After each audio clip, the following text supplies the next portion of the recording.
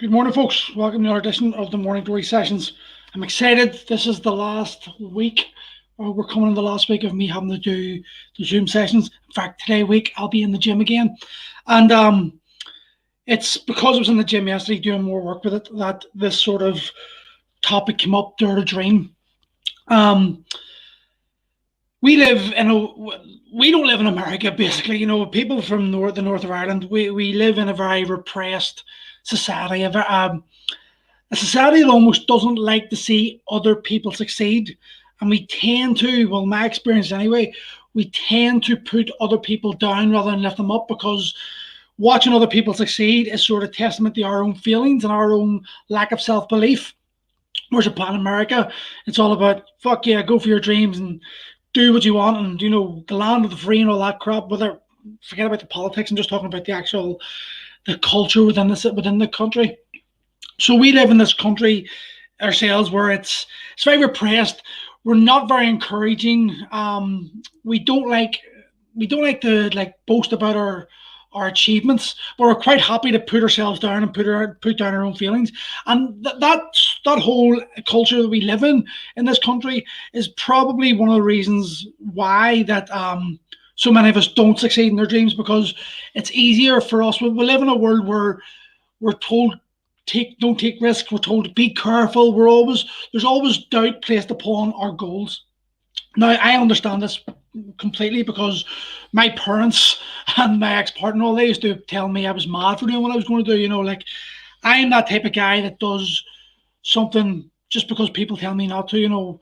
When I started MMA, I was told by my parents, fucking cage fighting, don't watch human cockfighting, don't you be going near that. That's madness. What lad ever come to? You're going to get hurt. Because they told me that. I done MMA. And I remember, this isn't when MMA is popular. This was back when no one knew what MMA was. It was, I think there might have been 8 people in the whole country doing it at this point. I was one of the first 8. There was Davey Patterson, Peter Lavery, Tom Lamont, myself, Andy Ryan, or sorry, Andy Ryan, John Kavanagh, Andy Burrows, Johnny Burrows, um, Greg, Thomas, Leo, 10 of us, 11. That was it. So you're going back to the time when there was maybe 11, 12 people in this country doing MMA. It wasn't even called MMA. So I done that anyway. And then I decided to go for the open my own club. Again, I was told, don't do that, that's stupid, never going to work.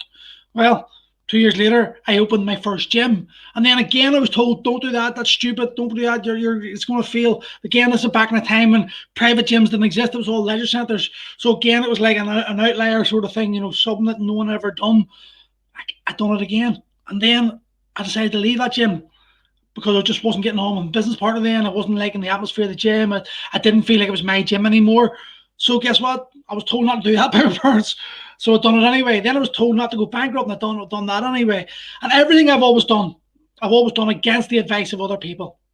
And even though it's put me through in the position of struggle, and it's nearly cost me my life a couple of times with my depression and my mental health and those situations it put me into, I still got through it, and I've learned from those experiences, and because of that, I've grown. Now, yesterday, this is where I come from, by the way. Yesterday, I was standing in Primal, and I sort of switched the place around a bit, having a wee bit of look at I was going. I was having a look at the place, just moving equipment around, I bought a load, but spent about another 6,000 on equipment, specifically for guys and girls who are over 40. I've always looked at the problems that my members encounter, and I try to find a solution, and what bit of kit can I bring into that to make it more inclusive for everyone. So I've been maneuver things about, and I've got everything moved around, and I can sort of see the outlay.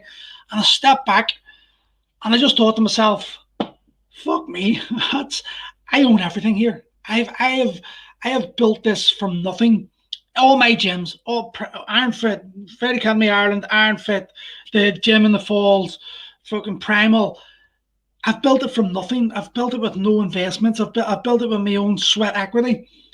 And I was able to step back yesterday, and for the first time in my life, I was actually able to turn around and say to myself, I am proud of my achievements. I am proud of what I have done and how far I've come and how far I've got myself, regardless of how much more success other gyms are having, regardless of how busier, how many more clients or members they've got compared to what I have built Primal up to be exactly what it is that I envision. And that's taken a lot of time and taken a lot of effort, a lot of struggle. And it actually brought me back to, I had a sort of reminiscent moment in that gym last night. Yesterday, sorry, not last night, yesterday. And I can remember near the windows, it was March, but it was start of March, it hadn't even opened yet. And I was undoing the mats, and I was putting the mats down. I was cutting the mats to make them even, make everything fit nicely.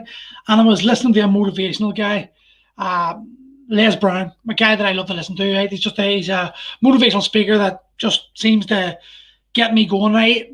I'm not big into the movies, don't Tony Robbins and all stuff, but sometimes you don't need advice. Sometimes you just need to hear the right words at the right time to get you through that point you're at, or to get you to believe in yourself, or to make you think differently about things. And that's what Les Brown does for me. He's very, I listen to his books all the time, even though I know the stories coming through. He's very powerful for me anyway. He's very powerful the way he speaks. And he likes to talk, and he likes to tell stories. Everything he does tell stories. And I'm a storyteller. I like to tell stories. I like to use euphemisms and all this type of stuff. And one of the stories he told, and it resonated with me last night, because it's like just what we opened 5 years on the 4th of April there. So I was thinking to myself, God, it would have been 5 years, just over 5 years ago. I was in this building, and there was no mats down, there was no buildings. It was my head. I could envision what it was, but I couldn't actually see it with my own eyes yet, because it hasn't been built. And it was a story he was listening to. He was telling, and there was actually two stories, but this one was the one that really resonated with me that day. And funny enough, I was listening yesterday, and that story came back on, and that's where I sort of had that whoa, that deja vu moment. But it was a story about the Chinese bamboo, and he tells a story about how the Chinese there's a sort of strain of Chinese bamboo that it takes 5 years to grow, and you have to water it every single day for 4 years, and nothing happens. And if you don't fertilize and you don't water it every single day, it doesn't grow. So you've got to go out that pot every day, pour water on it for 4 years continually without missing it, or it never grows. And then the 5th year, it starts growing, and then it grows the tallest tree in the jungle. Whether it's true or not, I don't know. It's a good story. And he said then, did that bamboo plant grow in 1 year, or did it take 5 years? And I can remember thinking that story. I can remember listening to that story when I was cutting the mats before Prime was opened, dreaming of this moment, thinking, I was telling myself, like, this is what I'm going to maybe have to do to Primal. I'm going to have to water it. I'm going to have to go through all the times, all the dark times, all the struggles, the barriers, the obstacles are going to be put in my way in order to get myself to the point I am today. Now, listen, maybe this year Primal will fail. Maybe it'll implode. Maybe it'll explode. Who knows what COVID's going to do to us? But the one thing I do know is that the years I have spent watering Primal, it has started to grow. It's grown to fruition, the way I dreamt it, the vision I had in my head, the one I held true to, even through dark times, it's starting to happen. And that's happened because I have watered it every single day. And it makes me think to myself, how many guys and girls in this country, in north of Ireland, because like I said in the start, we're a very repressed society, we're very tribalist. We don't like to step outside of our comfort zones. We stay in our own community still to this day. We don't go to certain areas, or we're nervous about going to certain areas. But how many of us would be in a completely different life, doing something we absolutely loved, if we had the balls and the confidence to dare to dream, to just commit to what you want? Because I'd say a lot of people, the reason why their life is the way they are is because they're unhappy with who they are. They're unhappy with where they are at this moment in time. They want more. They know they could achieve more. They could probably have more if they were able to believe in themselves, if they were able to take that gamble. And would that gamble work? Who knows? I've gambled so many times, it has cost me. And I think a lot of people, this culture we live in now today of, easiness, we don't have that ability to dig down when it gets tough and see things through. Like, I don't know how many guys are quitting gyms. They've started the gym up, they became a PT, they opened the gym, and the gym didn't work after the first 6 months, and then they closed. They give up on themselves. I have been at that point countless times.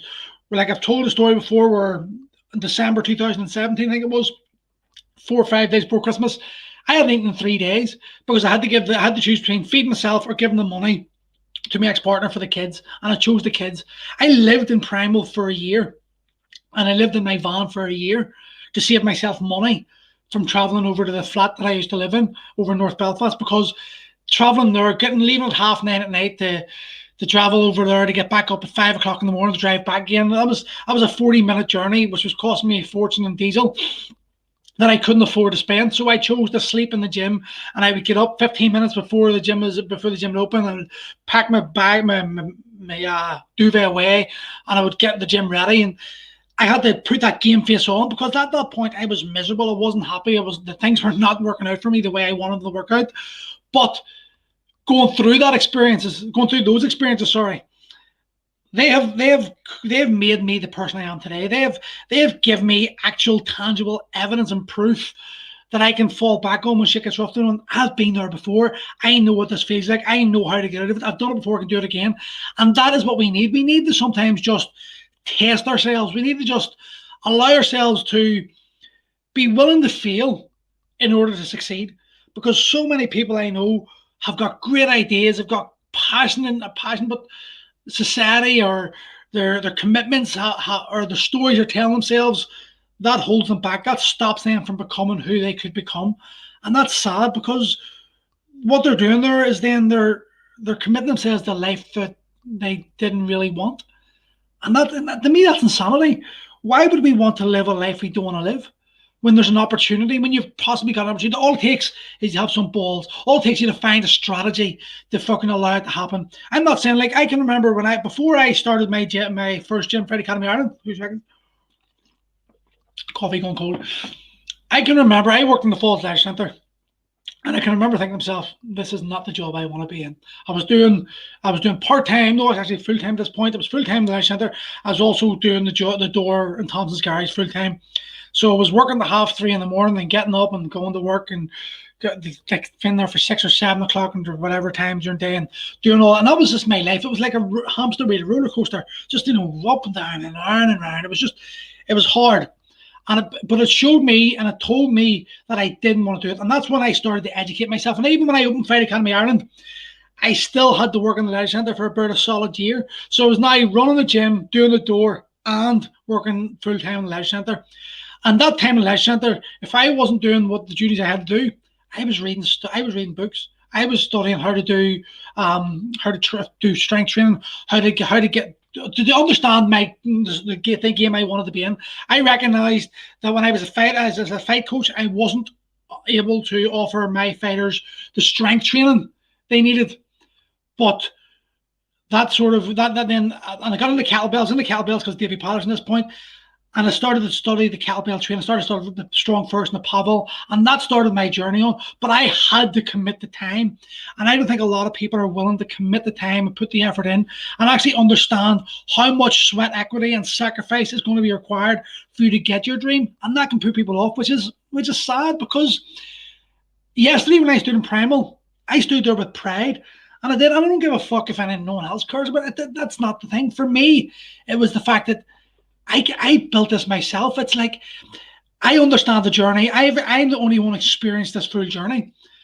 And I understand how hard it was. And, definitely I made a lot of mistakes, a huge lot of mistakes. And I could have definitely made that journey a lot easier on myself. But had I made that journey easier, I probably wouldn't be the guy I am today. I wouldn't have the strength and tenacity and the mental fortitude to keep going. I might not be the greatest fighter in the world, but I'm always a fighter, and I think inside each and every one of us, there is that fighter within us. There is that ability to achieve things. There is that, Chris, how's it going, mate? Every one of us, we've all got a dream, and that dream is probably sitting in the back of our mind. It probably pops up, even as a 45, 50-year-old man, it will always still prop up in our heads. And I just wonder now, how many people actually commit to it? How many people decide to just go for it? And why would you want to go through life always wondering? Why would you just not figure out a strategy to allow yourself to achieve the dream you want to achieve? Like, Gail is a physio, and she's got this dream of we've got this dream of a wellness center. Two of us are going to do this wellness center one day. But that's another big dream down the future. But we've got to start planning things now, and the dream starts with the thought. With I always say, your thoughts become your words. Your words become well. That's a thought. So now that's where the creative part process starts. And here, the creation of for this has started here, and now it's like it's going to start snowballing. It might take us a long time. Snowball might have to go through a few fucking springs and summers and melt and rebuild it again, but it will happen. And that's what I think a lot of people are not willing to experience the hardships and to recognize the fact that just because it didn't work out this time doesn't mean that the next time is going to be the same. The past does not have to dictate the future. The past, you can learn from it, and then that can help you navigate the future and make it more successful. Bring it to the outcome you want it to be. But I don't know why. It was something for me last night that yesterday when I stood in Prime and I realized that I've built all this myself, that I own every bit of equipment there, that I'm not in debt to that gym, that I've earned it all. I've earned it all. I've every bit of equipment I've bought through hard work and effort, and the community that's been built in Primal because of it. I've made lifelong friends, and it's changed the course of my life. But where would I be now had I not taken those risks? And it's a question you maybe should ask yourselves. Where would you be if you're like in my position? Where do you think your life would be if you just allowed yourself to fall prey to those stories? Or if you haven't, where do you think you could be? And then if you ask that question, it's like, why won't you just take that risk? Because it's that risk, that gamble, that's going to maybe push you forward and help you become the guy you want to be. Anyway, I'll see you next week, and have a good weekend.